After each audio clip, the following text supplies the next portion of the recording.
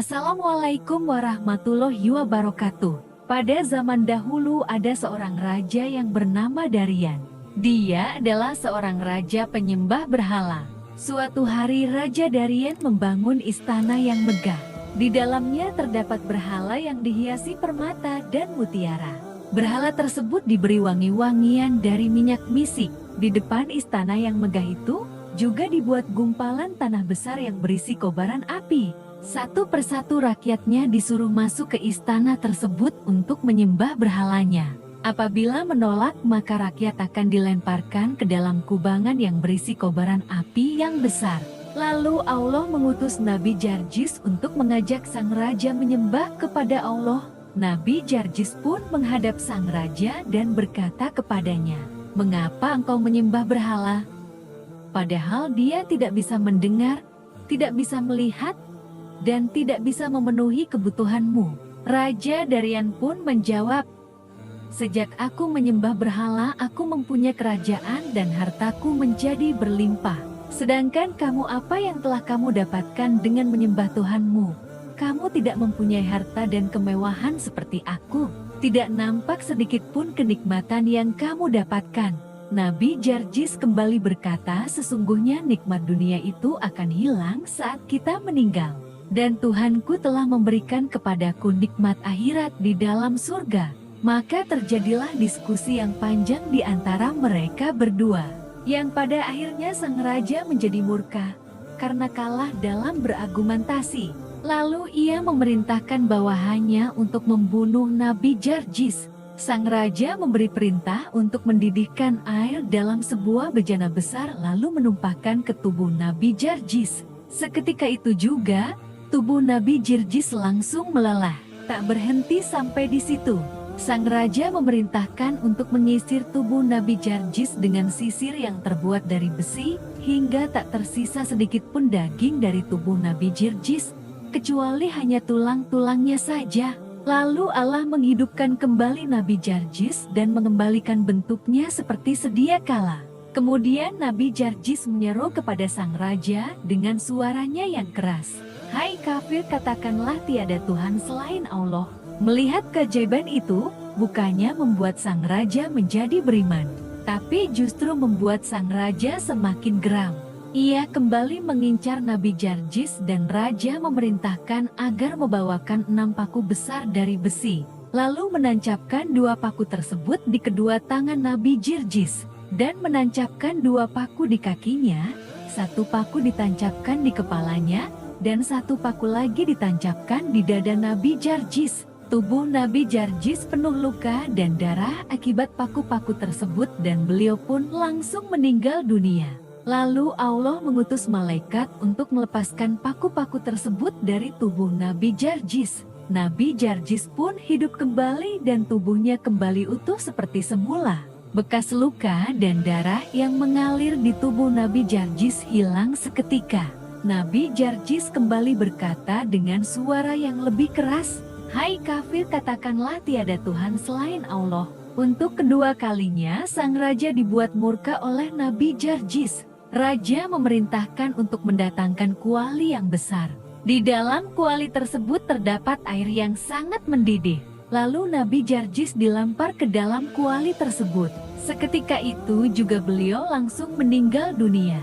Untuk kesekian kalinya, dengan kuasa Allah Nabi Jarjis hidup kembali dan keluar dari kuali tersebut. Di tubuhnya tak ada luka sedikit pun. Disebutkan bahwa sang raja menyiksa dan membunuh Nabi Jarjis sampai 70 kali. Namun Allah berulang kali menghidupkannya kembali dengan kondisi tubuh seperti sedia kala. Ada pula yang meriwayatkan sampai 100 kali. Sang raja akhirnya menghentikan perbuatannya, lalu berkata kepada Nabi Jarjis, "Saya ada permintaan kepadamu. Apa benar engkau menuruti permintaanku, maka aku pun akan menuruti semua perintahmu." Nabi Jarjis pun bertanya, "Apa permintaanmu?"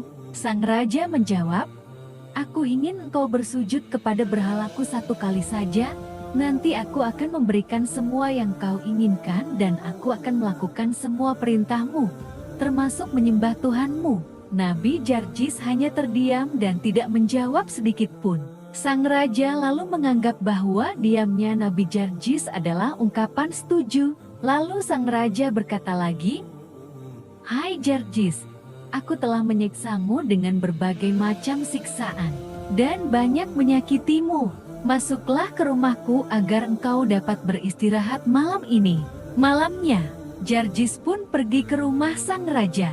Beliau lalu beristirahat dan melakukan sholat. Pada malam harinya, beliau membaca kitab Zabur hingga terbit fajar. Saat beliau membaca kitab Zabur, ternyata terdengar oleh istri sang raja dan membekas dalam hatinya. Istri sang raja pun semalaman menangis terseduh-seduh.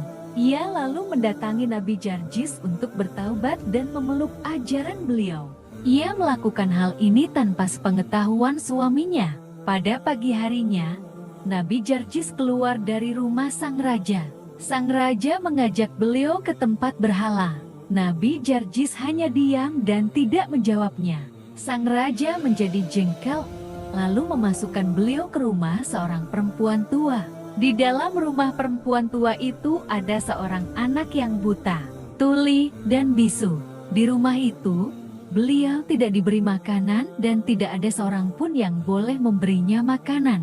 Saat beliau mulai merasakan kelaparan, beliau melihat ada sebatang kayu di dalam rumah itu. Lalu Nabi Jarjis berdoa kepada Allah.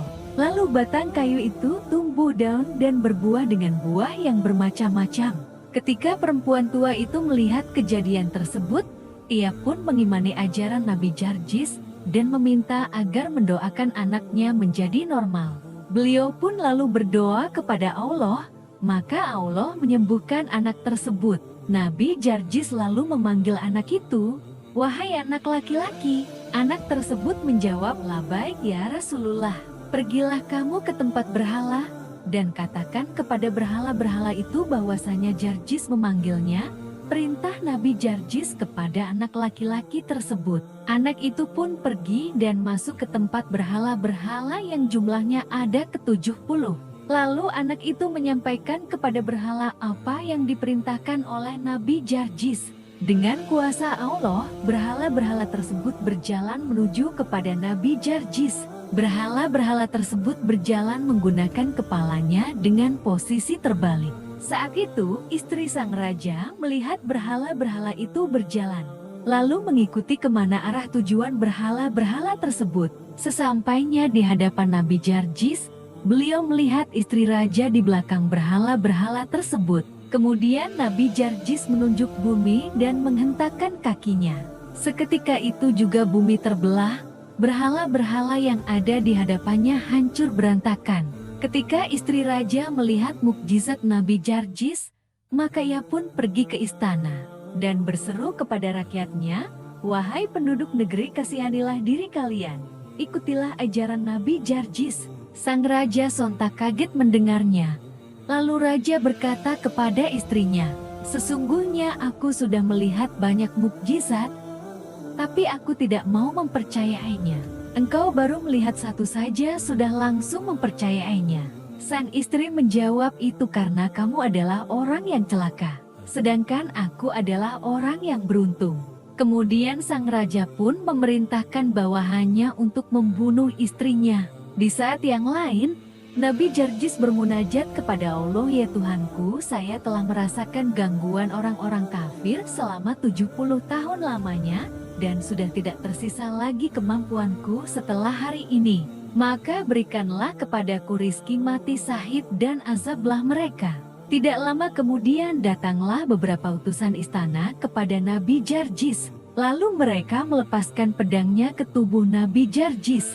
Nabi Jarjis pun meninggal dalam keadaan syahid. Setelah Nabi Jarjis terbunuh, terlihat api besar yang berkobar-kobar turun dari langit. Api tersebut lalu membakar istana sang raja hingga tak tersisa sedikit pun. Raja pun dan para pengikutnya mati dalam keadaan mengenaskan. Demikianlah kisah Nabi Allah yang dihidupkan kembali selama 70 kali. Maha besar Allah dengan segala kuasanya. Semoga ini menjadi pengingat kita untuk selalu beribadah dan berdoa kepada Allah. Wassalamualaikum warahmatullahi wabarakatuh.